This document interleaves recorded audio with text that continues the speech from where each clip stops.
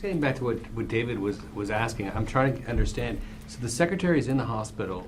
I'm guessing he's being kind of whooshed into the critical care unit. And is it because they couldn't reach him that he couldn't be the one to make the decision? I mean, I don't understand why it is that the Secretary of Defense couldn't decide, okay, my deputy has to take over. Or was it that he was unwilling to cede command and that his staff intervened against his wishes? Or yeah, Phil, I'd be careful about,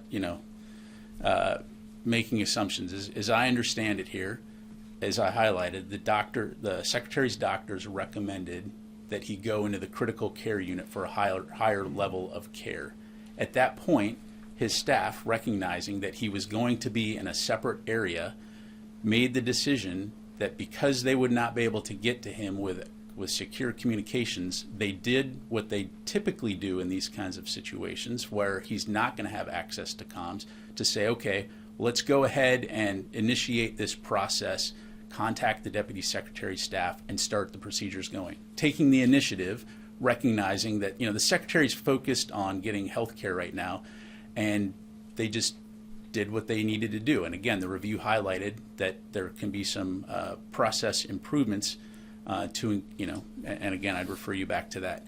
So they did what they thought they needed to do to ensure that there was no gap in command and control, contacted the Deputy Secretary staff and initiated that process. I guess what's weird is that it seems like it's the staff that decides who's the Secretary of Defense at that moment, and not the Secretary of Defense. Again, unprecedented situation. The Secretary's in the hospital receiving care. His doctors decide that it would make sense for him to go into the critical care unit. The staff, demonstrating initiative, recognized if he's not going to have access to his comms, let's go ahead and initiate a transfer of authority. Again, we've gone back and looked at this. We recognize that there are areas for process improvement. We've implemented those to include ensuring that there are procedures in place for notifying why things are being transferred, who's making those decisions. And again, we've already demonstrated that as evidenced by his most recent hospital visit.